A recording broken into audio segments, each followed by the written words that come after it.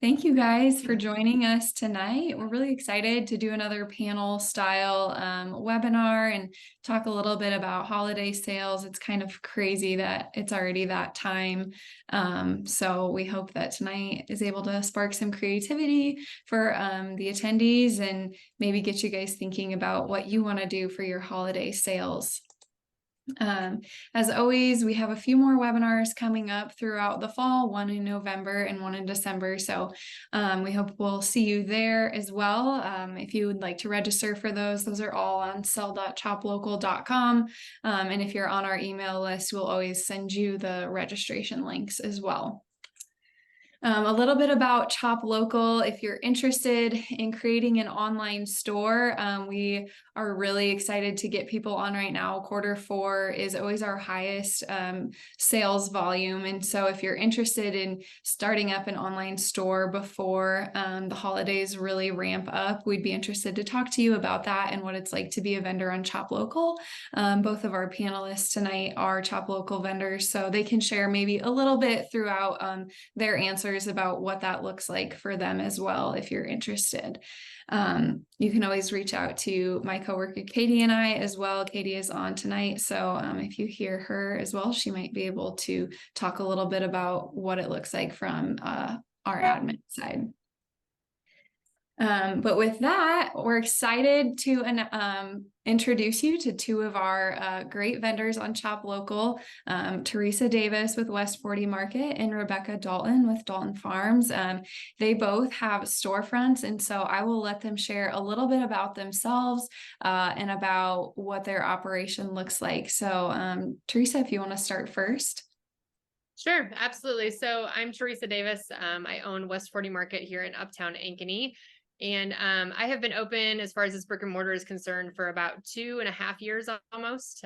So this kind of all started about 5 or 6 years ago with doing farmers markets. And I just felt like there was a really big need for having an actual brick and mortar store in the Des Moines-ish area in Iowa, and a place for people to kind of come in and shop year round, all local Iowa meats and other products. I also thought it'd be really cool to have an outlet for other farmers to be able to sell their meats and their items year round instead of just in the farmers market. Obviously here in Iowa, we only have about 6 months out of the year that's decent weather that we can be outside for farmers markets. And so I wanted to do something like that. So I guess a little bit about me. I was laid off from my corporate job during the pandemic and just thought it'd be a great opportunity to start up my own business. It was apparently a great time to do so when everything was shut down. So I kind of just jumped right into it, and I found a space and started it with just my family's beef, chicken, and then I had a local farmer that raised the pork and the lamb for me. And then I've grown to having 3 chicken farmers. I've got turkey in here now, and a couple of different pork farmers that I support, as well as 2 other bison farmers here in Iowa. And then I've got quite a bit of other local Iowa only products here. So like Cindy said, I have a brick and mortar store that you can shop at. And then I found Chop Local shortly after I opened. Well, maybe they found me, I guess. And it admittedly took Katie about a year of talking to me and convincing me that Chop Local was a really good idea. But I mean, honestly, I had to get my feet on the ground and kind of figure my store out first before I understood kind of how an online store could help to kind of be an extension of that store and help to grow my business. And I have absolutely loved being a part of Chop Local for the last year. It's taken my business just to a level that I never knew it could go. And obviously shipping all across the United States has been huge for both myself and all the farmers and the businesses that I support here at West 40 Market. So I'm excited to be a part of Chop Local, and being part of these webinars and just connecting with this community has been really beneficial as well too.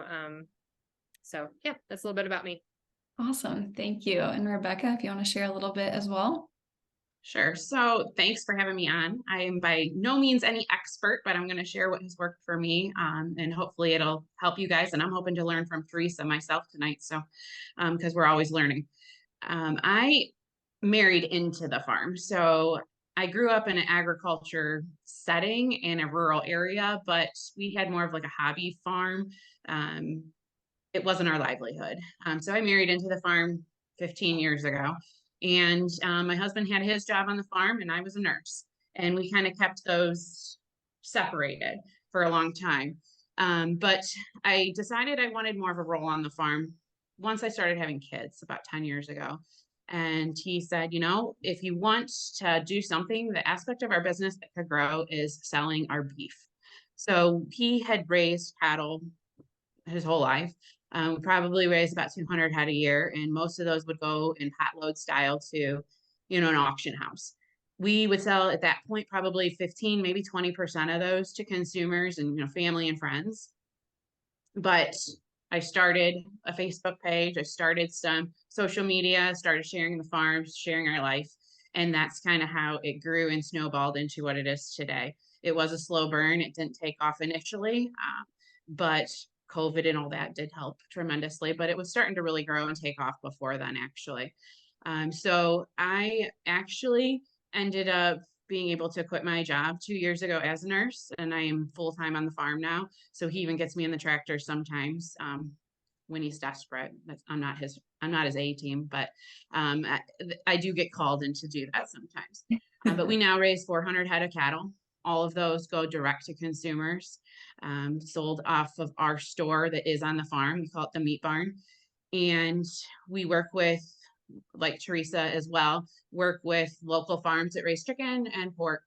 And we have honey, maple syrup, all of that with what is very local within a county of ourselves. Most of our stuff is in our store. I recently signed up with Shop Local and really just started getting going with it once I had some time to devote to it. And it's already helped. I've used some other platforms in the past. I've used some e-commerce ways of selling, and the big hurdle that I always ran into was that it's not farmers running those sites. And it's really hard because they don't understand what we're trying to do when we're saying we want to sell a half a beef, or we're trying to sell a porterhouse steak that weighs X amount of, you know, ounces. So Shop Local, I can tell, is already going to be a huge asset, just because everybody understands the lingo and what I'm trying to say when I need help. So that's a little bit about me. Perfect. Thank you guys. So you kind of answered this question right now that I have up on the screen about your background in selling meat. So I'm gonna hop into the next question. Tell us a little bit about what you've done for selling holiday gift boxes in the past, ideas for boxes, what products worked well, that kind of thing. Yeah, Teresa, you may you go want to start? We'll start with you on these and then maybe go Okay. to. Okay, perfect. Yeah, so I do a variety of different bundles actually year round. And then I also do some holiday bundles specific. So I would say, like, from that standpoint, really having a variety works. So I typically around the holidays especially will give people, you know, like 3 to 5 different bundle options, anything from like a cold weather bundle. We're here in Iowa, so, you know, like roast and stew meat and things like that. I'll do an all steak and pork chop bundle, a little bit higher price bundle. I'll do like a ground beef bundle, things like that. So I try to have a nice variety of options, and especially price points too. So typically in the past, like, I'll tell you that $50 range really flies off the shelf year round, especially, but even during the holidays, that just seems like a really good number for when you're spending money for somebody else and buying a gift. $50 seems to be good. $100 seems to work. There's definitely those that go for the over $100, but it's not as much as like between about that $50 to $100, $125 range. So I like to have a nice variety. I also really encourage my customers, and I promote a lot on social media about the fact that we can make any sort of custom bundle for you. We can take what your budget is, we can take an idea or give you an idea of what you want for, or what you might want in that bundle, and then we can kind of tweak it to make it your own. So I not only put stuff out there for customers to kind of just take the thinking out of it.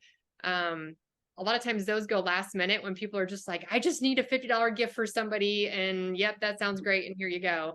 But if they're putting time and effort and thought into it, I really push and promote the fact that I can customize anything for you, and I can fit it to whatever your budget is. So the bundles that I put out there are just kind of a starting point sometimes for customers, and they'll say, okay, I really like this one, but can we swap out, you know, X, Y, and Z for something else? And so we'll kind of make it specific to them.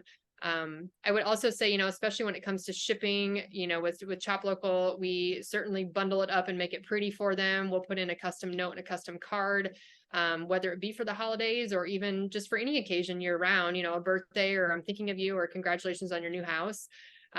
We do a lot of those, and we'll put in a custom card or allow them to even drop a card off at our store, and we can put it in the bundle that's being shipped out, that they include in that too. So those are some things I guess that work well for me. I think that price point is important, of just kind of having a variety, a range for everybody, but also just kind of being pretty transparent and open about the fact that you can adjust those. So if somebody wants something to kind of be adjusted, to be open to that as well, if at all possible. Yeah, so similar to Teresa, we have standard bundles that we offer year round.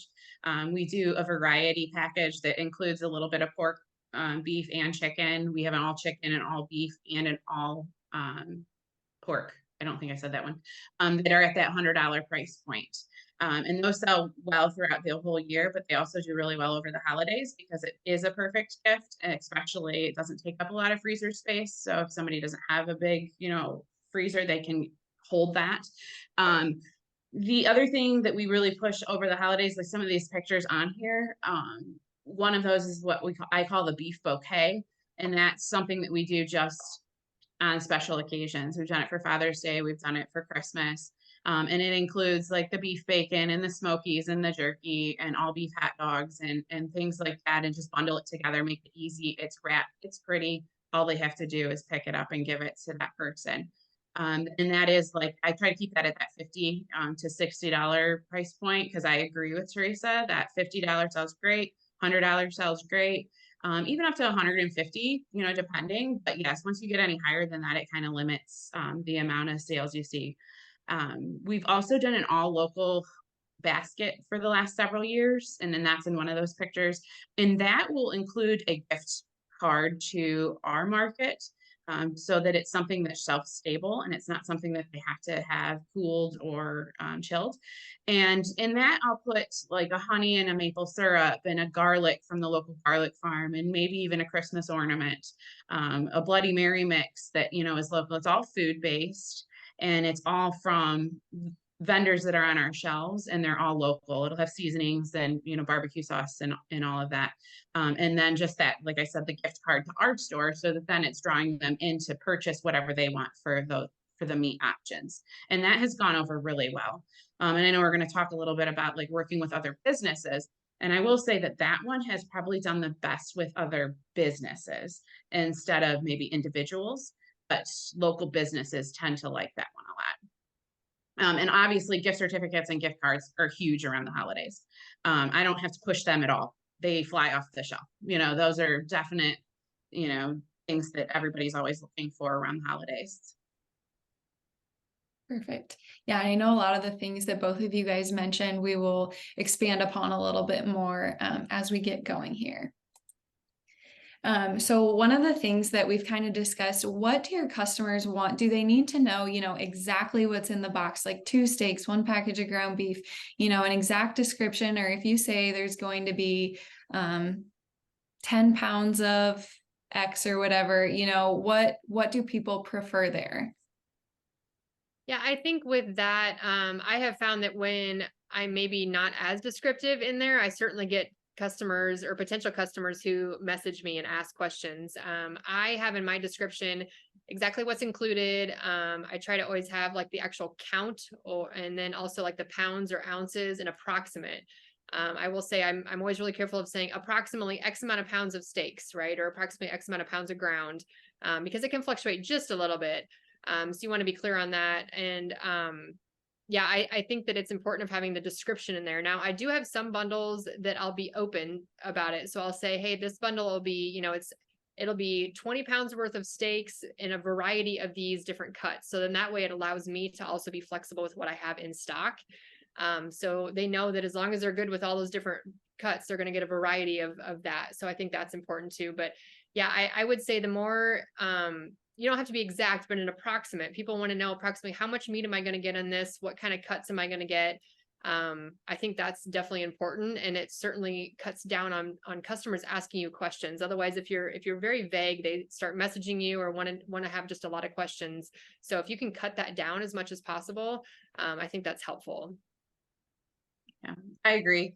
If you don't list the description and what's in it, you're going to get asked. People are going to want to know. And you're going to then spend your whole time telling people what's in it. So, and I also think that when you list the items, they can see the value in it a little more than just saying, hey, this is $100 bundle of meat. Well, what am I getting for that $100? So listing it, they kind of see the value. They feel like they're getting, a deal. They're getting an amount for that money. Yeah, you definitely have to list the items because it's just something that they want to know. And I would too, to be honest. If I was going to buy something, I want to know what's included in it. Perfect. So we already kind of touched on this. We might not expand on it much more, but the price points that people are looking for. I know you guys mentioned 50, 75, 100. Is there anything else you want to add on price points? I think those are pretty common, but if there's anything else, we'll let you share here. No, I don't think there's much. I'll second the whole gift card thing. I didn't mention that either, but I think is if you can be flexible on your gift cards too and have multiple increments, which we certainly do on Shop Local and I do in my store as well too. So, I mean, they can literally come in and do $10 if they wanted to, if it's little stocking stuffers or something like that. So, I would say be as flexible as you can with that kind of thing, because those also lead to bigger sales, right? So if they're giving even just a $10 gift card, that person's probably going to come in and spend a lot more than $10 in your store and potentially be a customer going forward. So whatever that sounds terrible, whatever that bait is that gets them in the door.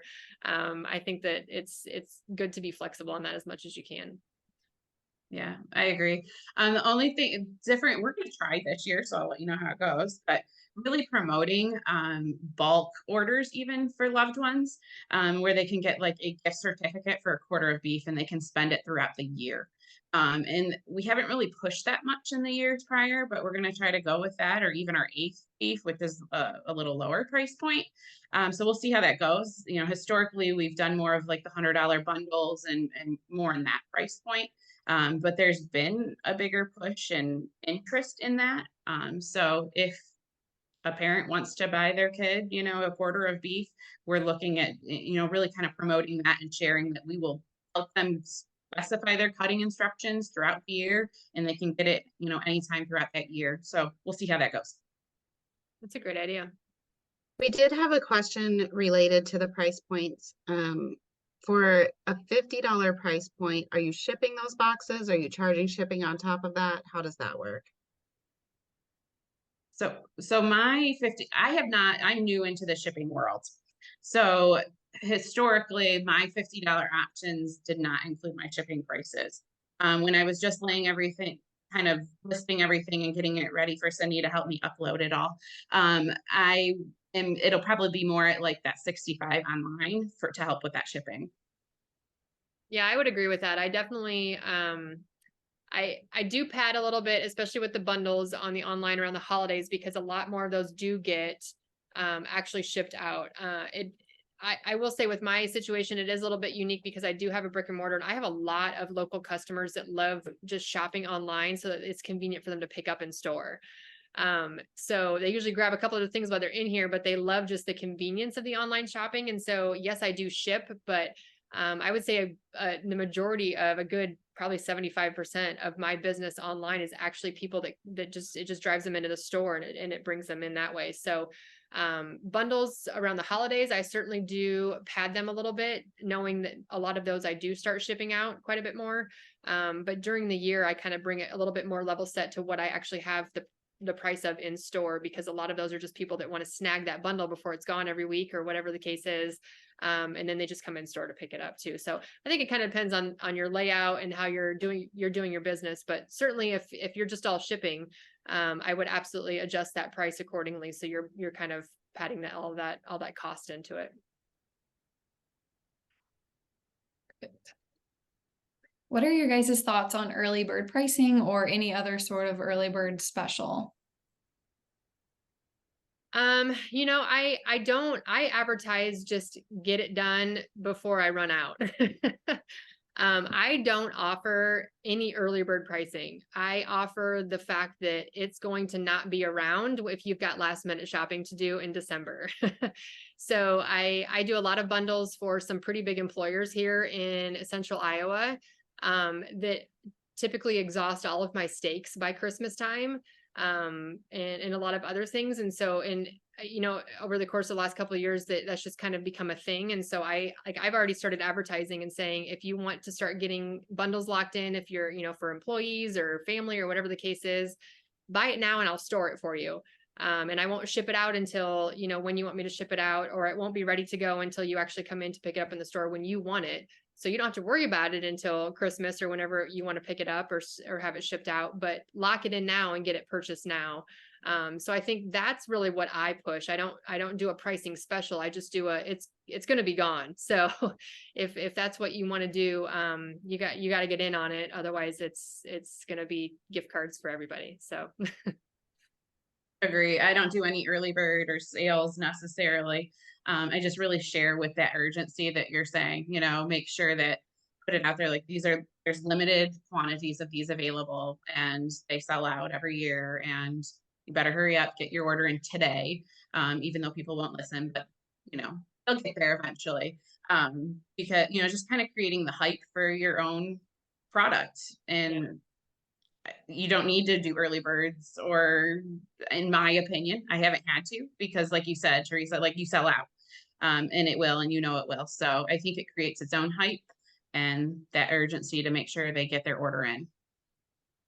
And quite honestly, even if you if you're new to Chop Local or considering doing this, and this is like your first Christmas doing this, like it doesn't matter if you haven't sold out before. Like she said, hype your stuff up, really create a sense of urgency, create a lot of excitement around it.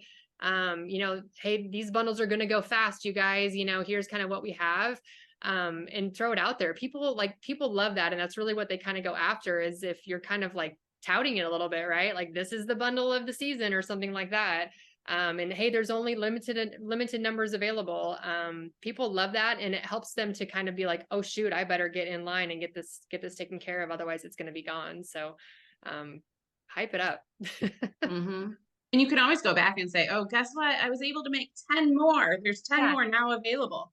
And then it's like, oh, it creates even more excitement around it, because now that it creates that demand and that, the hype. I think those are really good marketing strategies, and we'll get a little more into those in a few questions here, I think. We kind of talked about price point that works best. Is there a size of box that you think works best? Maybe pound wise or dimension? What have you found works best? Yeah, I typically, I think when I measured it last, my average size box is like a 12 by 14, maybe. I think that sounds about right. I try to keep a variety of different sizes. And I source a lot of my all of my styrofoam coolers from community and from vet clinics in the area. I have yet to buy a styrofoam box myself. If you put it out on social media that you're looking to save the planet and you want to bring in some styrofoam coolers, people will drop them off at your doorstep. I promise you. A lot of people get them with medication in it, and it piles up in landfills, so they'd love to get rid of it in a good way. So, and then if you measure the styrofoam coolers, you just have to go online to Amazon or Uline and just buy empty boxes that fit that. And that's all you got to do. So it's super, super easy. So I think, the 12 by 14 is usually about the average size that I send out. I try to stay in that 20 to 25 pound max. I found that if I get any bigger than that, either UPS has something to say about it, or it certainly costs a lot, but they're tossing those boxes around. So you got to think, if the heavier it is, the more it's going to possibly split open if it's getting thrown around in the back of a truck or a plane. So I think just kind of making sure that your bundles, what you're able to package them in with the ice packs and everything else to be safely transported across the United States if it needs to go that way. My in-store ones, I get these really, and I can send Sydney and Katie, I can send you guys a link after if you want to send it out, but I get these really nice boxes from Uline, and then I just have my own stamp that I got on Etsy for like $7.50. And I just stamp my own boxes, and then I put this really nice, fun little crinkle paper inside and make it all pretty and package it all up. So if you have a business that people are buying online to pick up in store or reserving, pre-ordering and stuff like that, like that's how I bundle it up in store, literally. And then I put my card in there. It's like, it's ready to gift to somebody. They don't have to do anything, and people just absolutely love it. So, and it looks really nice. So, that's what I do for in store, but then online, I don't use this actual box online, but I'll put the crinkle paper in there and make it pretty and put a little note and kind of do all that. So that's how I do my shipping of holiday boxes. I have a variety of sizes too. I mean, because it really just depends on what somebody's ordering. So the shipping box that I've been using probably most frequently is like a 17 by 10 by 8, and that's with the styrofoam. I'm definitely going to take your advice and ask for donations of styrofoam because it's expensive to order it. But I've also done some reusable cooler bags at the holidays too, that then are branded with our logo, and that is easy too. So not necessarily for shipping, because like I said, I'm new to the shipping world, but for businesses that have picked up, meat in that reusable cooler bag, and then it has my logo right on it too. It looks nice. It's easy for them to carry. And then hopefully they're reusing it and looking at it all the time and remembering where to come for their meat. Much like Teresa, though, I also have a stamp, and I use that to put the brand, my logo on all of the boxes as well, to make sure they know where it came from, and put in that, that card and all of that. But yeah, you just have to figure out what you want to build for your bundle, I think, and then make it work. I've ordered multiple sizes of boxes, guessing that one would work for what I was thinking, and then I'm like fighting with it for too long, and then I decide I'm moving on and finding a different size box. So I think you just kind of got to decide what you're gonna put together and play with it. Do you guys ever like when you're thinking about these are the boxes or the bundles I'm gonna do during the year, do you pre-package those? Or how do you basically account for what the sizing is gonna be and how that's all gonna fit? And this is probably more for shipping, but talk a little bit about that. Yeah, when I'm on my A game, I definitely do. But there's admittedly some weeks where I just wing it. But yeah, so holidays, the ones that I put online for holidays, knowing that quite a few of those are going to get shipped out, I do fit them into the boxes, because then I can make sure I've got plenty of coolers, styrofoam coolers ready to go, and I've got boxes purchased that those coolers can fit into, and I know exactly how we're going to execute that, because you've got quite a few orders coming in. You've got quite a few orders going out at one time. And so for the team to be able to really execute and filling them, you've got to know ahead of time, this is exactly the size that we're going to need to send this bundle out and have it kind of ready to go. So for sure. Yeah, I try to lay it out, because then I know what I need, so that I can order everything and have it here. But I also try to take like my photos at that time too. I just kind of multitask it. I have found that, like, for an example, I used a vase one time when I was marketing my beef bouquet, and I had it all pretty in the vase, it's a bouquet of meat. And I had somebody actually like call me out on the fact that it didn't come in that glass vase, because it was then packaged in like butcher paper and wrapped in that as a bouquet. So I think it is kind of important for people to see how those items might arrive to them and come, so that it's not, I didn't think I was marketing it, falsely, but I got called out on it.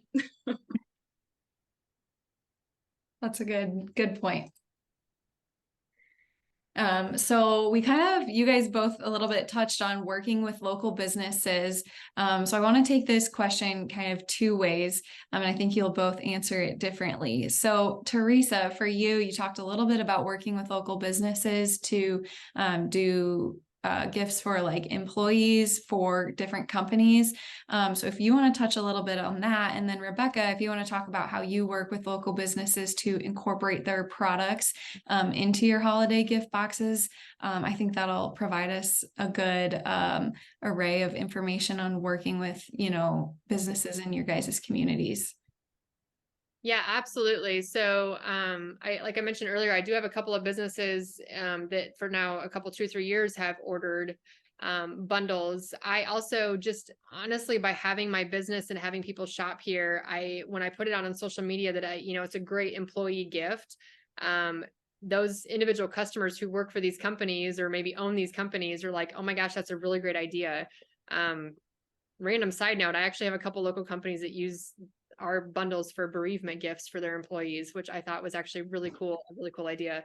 But so for holidays, I really push it's great for any occasion. It's great for family and friends, but the employers, like, what a really cool, practical local gift that you're giving your employers, something, that they can use up, something they're going to enjoy. And then I'm also looking at it like, how can I make sure I market correctly in that bundle so that that person buys from me in the future when they really love what they're getting. So I really do a lot with my marketing side of things on social media, and I push employers for that. Like I really, if I'm bundling them up for employers, like right now, I'm getting some stuff ready to go for a couple local companies here, and I'm really touting that on social media. Right. I'm like, hey, we've got a local employer that just ordered 25 $250 meat bundles, for their employers. So we're starting to set stuff aside. You better get in, if you want this for your employees as well. So I really like, it's kind of the FOMO thing, like, right. If you're missing out on, you put that on social media. And I think that just gives people ideas of how they can really use that. And some of them, might work for an employer and they take that back as an idea and say, hey, what about buying all of us meat bundle, local meat bundles or something like that for Christmas. So I just really push the social media piece and really showcase what I've done in the past for people. And then even getting some actual examples from some of those that have received those bundles and kind of some real life, here's how much we loved it and here's why we loved it kind of thing, and put that out there too. So what am I supposed to talk about, Sydney? Yeah, talk a little bit. Sorry, I should have done this separated. No, Talk a that's little okay. bit about how you work with local businesses to incorporate their products into your holiday offerings. Okay.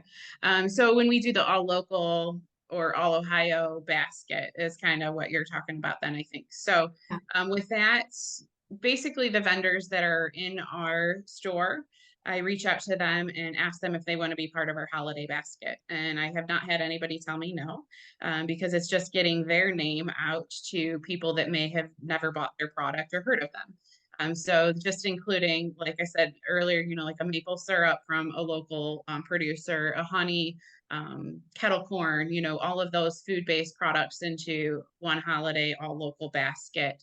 And that has gone well with other local businesses because there is this big support local movement. So that has been a big thing. And it's something different, it's not all one thing. So not everybody maybe likes a lot of beef or pork or something. So it has a variety so that they can use that. It's worked well. I have not really personally reached out to any businesses. It's the same. I've used the same approach when, selling them, just market it. It's word of mouth. It's customers of mine going to their employers and saying, hey, have you looked at this? Getting it out there and just sharing, I think, like you said, the FOMO and the social media, and the ones that have bought from me in the past, I will reach out to them because I do need to know what I'm putting together and how many I need to build, even though I try and I'll still not know exactly. So I will reach out to the companies that have purchased in November if I haven't heard from them in the beginning of the month and just say, hey, no pressure, just want to check in with you, see if you're thinking about doing, a similar thing that you've been doing the last couple of years. And hey, I'm not offended if you're going to do something different, but I just want to make sure I set aside product for you. That's a great point of actually being proactive and making sure you reach out to those first that have done it in the past and kind of giving them first dibs if they want it. So that's a good point. Yeah, I think there's a lot of great ways to do business locally. So I think you guys gave a lot of great ideas there. You guys both kind of talked about your marketing strategy, maybe the FOMO idea. How do you share about, your holiday offerings and maybe when you start doing that? I know we have a question here about when is the best time to start advertising. So yeah, talk a little about marketing. Yeah. So for me, I use social media a ton. I have newsletters that go out. Obviously Shop Local has newsletters that go out as well, which is really helpful to help drive business. for the online piece, but I really do a lot of social media. I think I start advertising for holidays like 4 hours after Labor Day's over because people are knocking on my door asking when they can pre-order their turkey. And usually I'm like, okay, that means we're headed into the holidays. Here we go. But I really do. I mean, already, in September, I started advertising holiday bundles and, just people getting Thanksgiving lined up because we do Thanksgiving turkeys at West 40. And that comes within thinking about holidays, and some people celebrate their holiday earlier than actual Christmas Day, and all that. So I just do a ton of social media. I'm already doing it. I will say that for me, at least in my experience, you can never share too much. I mean, you're going to hit, depending on the times that you post it, you're always going to hit somebody different, a different audience. So even if you reshare literally the same thing every 2 days in your stories, I'm just always hitting the exact same stuff over and over and again, because I promise you the person that saw it today won't see it tomorrow and vice versa. So I don't think that you can really overshare the whole holiday thing. And as much as you can get in front of people and really start touting, here's what we have to offer, what a great gift idea, show them all the different options you might have, how they can access it, how the fact that they can ship it to somebody across the country, if friends and family, that's pretty cool too. So yeah, social media, obviously newsletters too are really great, but social media has been huge for my business. So. Mm-hmm. So social media is a big one for me. Obviously, that's how I built this entire business, to be honest. But emailing customers is another thing that I've been doing to promote it, making sure kind of like that newsletter, I believe is kind of what you're saying, Teresa, just making sure like, hey, we're going to have Christmas hams and prime ribs available again this year. Here's the link, click on it, make sure you get your order in. People sometimes just need that reminder. When to do it. It's usually when I start getting questioned about it is when I'm like, oh man, I better get this done. So I just had somebody the other day like, hey, are you doing Christmas hams again? I need to get an order in. I'm like, man, I got to get that up on the site. So that's usually like when people start asking me, I'm like, I got to get this done. But I also try to send out when I do like email the customers, my previous customers, so kind of like a reminder, like, hey, I just emailed all my turkey people from last year and said, hey, don't know if you're interested in purchasing a farm fresh turkey again this year, but the orders are live, better get your order in, we have limited supplies, and kind of just remind them. I got a ton, a bunch of orders that day because I posted it once, but they probably, like Teresa said, didn't see it. The other thing I kind of like to do to create a little bit of that hype, like we've been talking about, is, just saying, hey, before I open this up to the public, since you're a previous purchaser, I want to let you know that the ordering is up and you could get, secure yours first, and kind of just, make them feel special because they are a previous customer. I think Teresa touched on this a little bit, but do you include anything in the boxes as far as promotional items, coupons, maybe a thank you? Talk a little about what you include in the box to hype up your own business. Yeah, I do. I do a handwritten card in all of them. One thing I will say that has been kind of cool that a few customers have commented on is that, especially when they buy multiple different kinds of meat that support multiple farmers, I'll make sure that that's on the note, that they know that, you just directly supported 3 farmers with your purchase. So thank you so much from all of us for doing that. It makes them feel really good about what they do. And I think that's important to call that out. So handwritten notes, certainly. And then, admittedly, I don't do this a lot and I probably should do more of it. And it's my plan for the holidays this year. 2023 goal is to actually include then like future purchase discounts. So, hey, on your next purchase, save 10% off your order by using this coupon checkout code. Shop Local is really great about that kind of stuff where you can set your own coupon code with them and that customer can use it at checkout on their first purchase. So you can do promotional stuff like that. And that's my intention this year of doing that, or offering it in store too, if they're local and they want to come in store and shop. So just something to kind of, they're getting a nice little testing of what you have to offer. So how can you get them back in to start purchasing their own stuff? I think that's important to kind of think through. So the main things that I've done is just like a business card. But if it's a holiday purchase specifically, like a holiday card with our picture of our family that just says, thank you for supporting our business. Something that we used to mail out to a lot of people, but now that we have, now I just include it in their purchases because I'm thanking them directly with that. And then they are seeing the family that's behind it. And a lot of people like that. The other thing, just even on the styrofoam cooler, sometimes I'll just write thank you in handwriting, like not even necessarily a thank you card, but just something handwritten, I think goes a long way. Yeah. So this is kind of moving away from the boxes side of things, but one of the obviously the most popular holiday items is prime ribs. So in your planning for holiday sales, how do you balance the demand for steaks at the holidays with prime rib or standing rib roasts? That's a great question. So in the past couple of years, I've only gotten, I think it was 8 total prime rib last year that I purchased or that I got off of my harvest, like in October, November.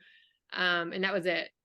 And that's how I make sure on social media already, I'm telling people, if you want the prime rib, you better lock it in right now. So give me your name and phone number and start telling me what you want. Cause I set myself a number and once they're gone, they're gone.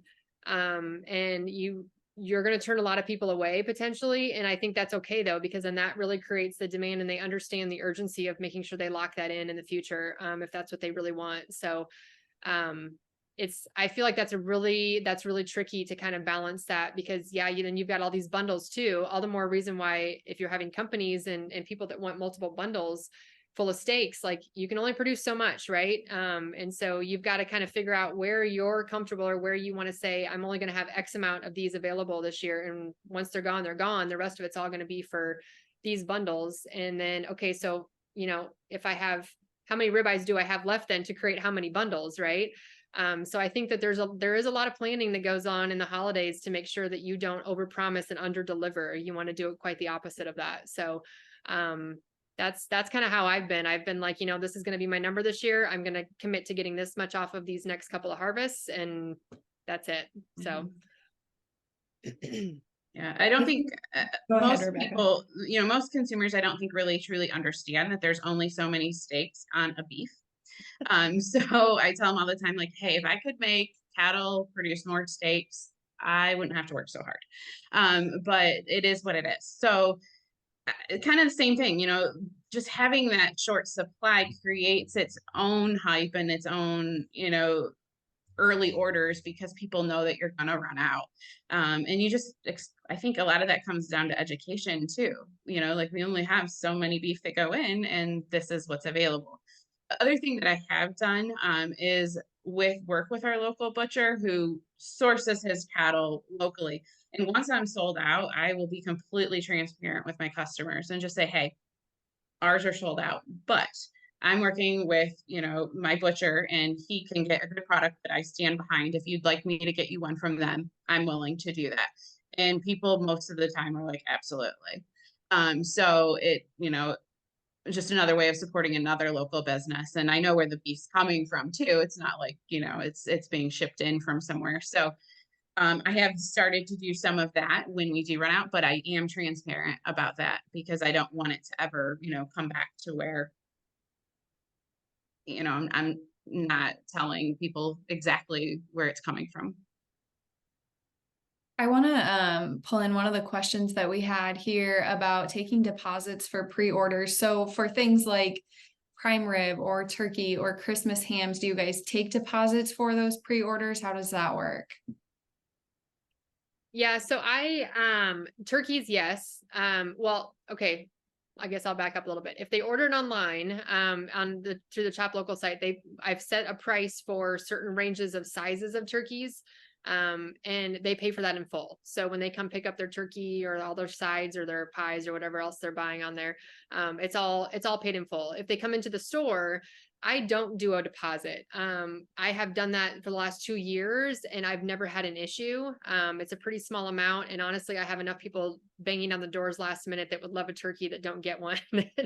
I wouldn't have an issue moving all the turkeys if some of those people didn't show up, kind of thing. So I don't do a deposit on those, but I certainly very much encourage people to order online and lock it in, just because it's easier when they come to pick it up. It's already taken care of. They don't have to worry about it.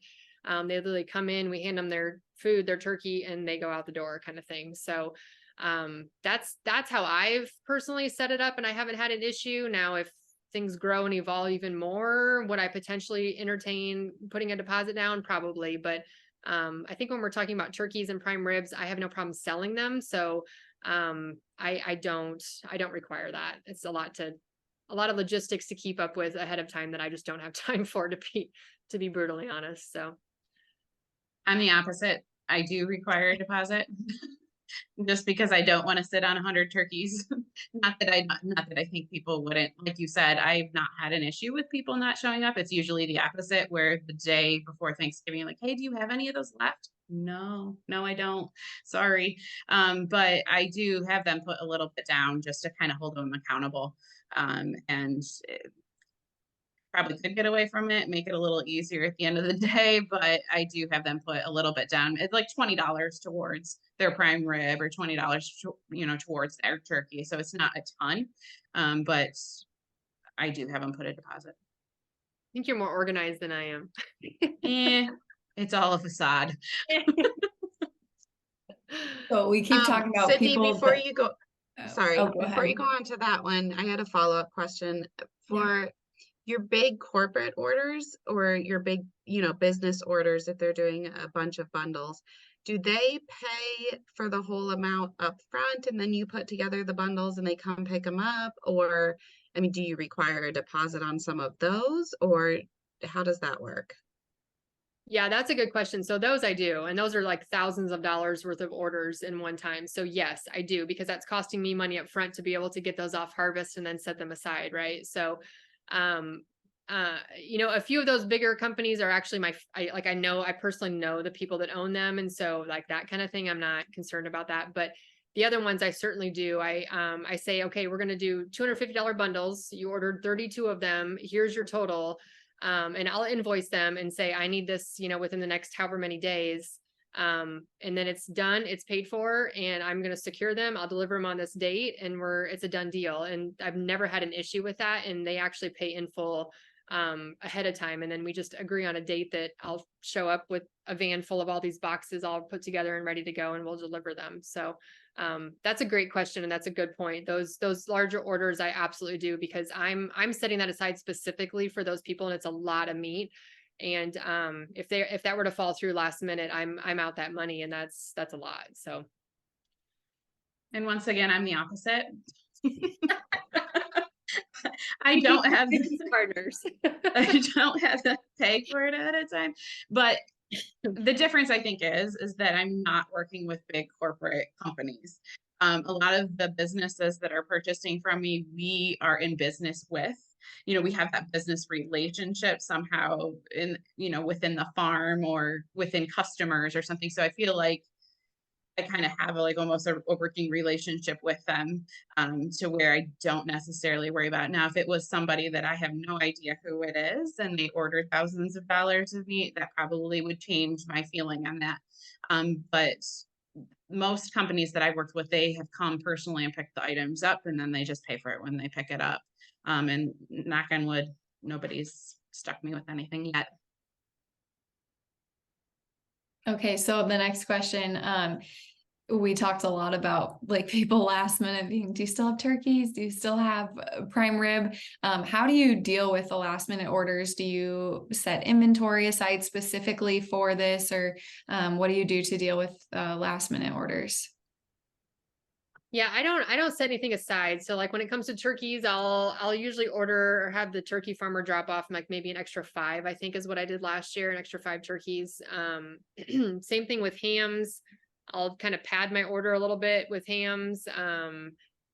Obviously prime rib, no, because those fly out the door really fast. So I really don't, I try to really stay on my inventory through the holidays a lot more than I do the rest of the year. But that way I'm really, again, putting out there on social media, hey, we've only got 3 prime ribs left, right? We've only got 10 hams left.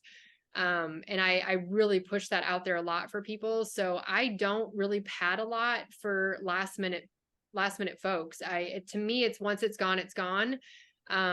Yes, those extra last minute sales would be great, but I've been burned before, and having it in stock and then having to literally just give it away is a lot worse than not getting 1 or 2 last minute sales. So I look at it that way of, I do as much. I mean, I just hustle as much as I can, September, October, November, half of December. And if I run out, that's great, because then I'm going to go have dinner and a cocktail somewhere with my spare time. But yeah, I mean, honestly, I don't want anything left at the end of the year. I want to do a fresh start in January and just have it be gone. So Yeah, I generally, like you said, order a couple extra and plan on maybe a couple, but not much, because I don't want to be stuck with it. I don't want to sit on it. The other thing, and you mentioned this, Teresa, when we had talked a couple of days ago, is making substitutions for those last minute orders. Like if you have somebody that wants a button, I think that's a great idea. They might want, a bundle of some sort, but you are missing X, Y, and Z to make that bundle. Those last minute shoppers will be just fine with you making a substitution in that bundle. So I think that's a great idea, because they're kind of in a bind and you can make it work with what you have. And so I think that's a great idea, in a way that you can maybe get rid of stuff that you still have instead of, what's already gone. So I like that idea. And I think I will say that Shop Local is great about that. And that's one thing that I really love about this, about kind of just utilizing this platform, is because you can make changes like that last minute, right? So my holiday bundle, if I wanted to substitute a couple things, because now, well, I'm out of porterhouse, I'm out of ribeyes, but hey, I've still got T-bones and some New York strips left. I can go online and I can adjust some of those bundles and say, I can leave it at the same price point. And I can go in there and say, okay, delete these 2 steaks that are on here, and I'm going to input these, and then advertise it again and say, hey, we've ran out a couple things, but we've actually redone some of our holiday bundles, and this is what we have left. So that's a great point. And I think that's what's really cool about how Shop Local allows you to be flexible like that, as your inventory kind of shifts, especially through the holiday season. So. Mm-hmm. All right, so that is kind of all the questions that we had prepared. We do have a few in our question queue as well, so we'll hop into those next. If anybody else has any questions at this time, though, feel free to add those in the Q&A, and we'll kind of run through them the next few minutes before we run out of time here. So one of the questions we have is, any tips for holiday meat bundles when they need to stay frozen for local pickup and delivery while still looking attractive to the consumer? So what I do with mine is I still just put them in a nice box. I think just the packaging is where you're at. Like I don't think it necessarily has to be foo-foo on the inside. Just have a nice looking box on the outside with, a stamp or logo or something, just so it's clean. And you could always even put like a little bow or something on it. I don't know that it necessarily has to be, because yeah, you're right. That box is then going to need to go into a freezer. So what you're packaging it with is kind of hard, and things get damp, and it doesn't then always look very pretty. Yeah, I would agree. And I don't know if can people see me? Can they see my screen? Yes, I think so. Okay, so yeah, this box that I have from Yuling, these are actually like super high quality, like really good cardboard. I've tested them. I've actually had them full of meat in a freezer for weeks at a time, and they've still been perfectly solid and stable. So that's what I use. And a lot of people love that, because then they literally just set it down in their freezer, and then they, to your point, they tie a ribbon or do something kind of cute with it, right? Hand it to the person, and then it can kind of go back in the freezer again. And then I just use that crinkle paper inside, and I'd be happy to send out that link afterwards. But that's kind of a little bit more of it still looks good and looks pretty, but it's kind of a little bit more durable to be able to store in a freezer or refrigerator if they need to do that. So I love these boxes. I've been using them for the last couple of years, and people think they're great, and they work out really well. So. And I think the white boxes make it just look a little more classy too. Yeah. Versus the cardboard color. Yeah. And then you can tie a pretty pink ribbon. I've had some people, I have like custom made charcuterie boards here in the store from a local guy. And I've had some people put like the charcuterie board on top of the bundle or the box, and then like wrap a bow around it and put a really nice card on the top. And that's literally the whole gift to somebody. And people think that that's pretty darn cool. So, yeah, they can kind of make it cute in their own way. I don't know. I love the charcuterie board box idea. That's so fun. One of the other questions was, do you choose items that are, do you choose shelf staple items that can be frozen easily and thawed? Have you guys dealt with that a lot? I haven't really. So I have some people that come in and they'll get like a meat bundle, and then they'll pick some things off the shelf, like a honey or a rub or something like that to go along with it, or hot sauce. I'll send that home with them in a separate bag. And then at holiday time, when they go to gift it, they'll put those items in that box and kind of make it a whole gift. But it's not freezer safe, obviously, to have, the hot sauce, the glass, and the things like that in there. So I'll kind of do it individually like that, where I'll show that it might all be together as a bundle. But when I send it home with that person, or even ship it, I guess it's kind of separated so that they can then put it together and kind of make it look nice at the last minute before they actually give it to somebody. So it's a little tricky, I think, but. Yeah, I make two different options, one that's shelf stable and one that's not, one that needs to be in the freezer or the cooler. Okay, we have one last question here. Have either of you ever included wine with your bundles? I can't legally sell wine yet, so no, but Same. I mean, I may have tried once, but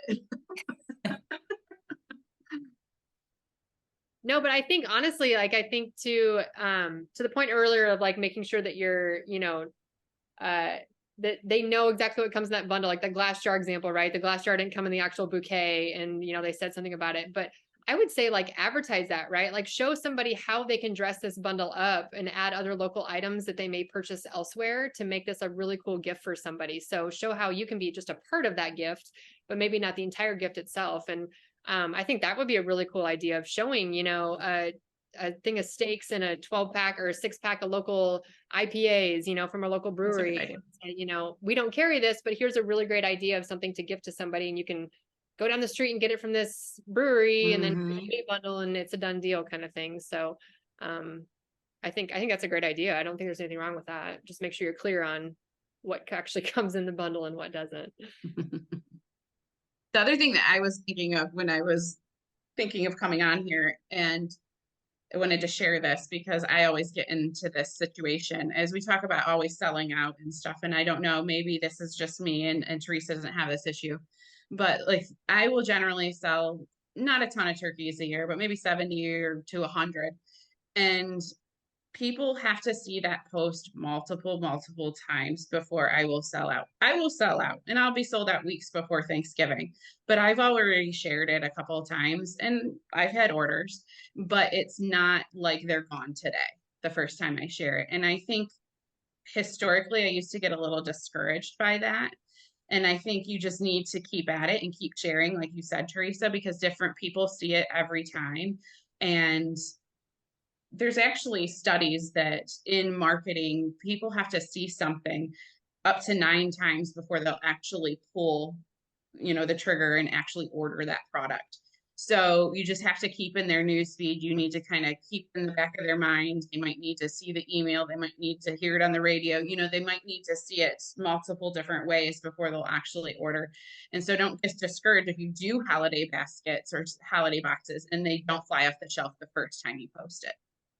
Is kind of where I'm going with that, because I think people then they wait a lot of times until a week or two before, and they're like, oh, that was cute, who had that? And you will sell them. So don't get discouraged if they don't sell out within the first 24 hours that you market them. Yeah. And I mean, ask some friends to share it on social media too, right? Shoot a text out to a bunch of people and say, hey, I just posted something for holidays. Do you guys mind going on my page and, sharing it out there and kind of dispersing it? But yeah, I agree. I don't think you can share enough, because every time you do it, somebody different is going to see it that has never seen it before, or they're going to need that reminder, to get their order in or whatever it might be. So 100%. Yeah. All right. Well, we are at 8 o'clock Central Time on the dot. So if there's not any more questions, we'll wrap things up for the night. Thanks for joining us. And thank you to Teresa and Rebecca for all of your expertise. I know you guys gave a lot of great creative ideas tonight. So feel free to follow these two for more holiday inspiration, and good luck this holiday season. Thank you.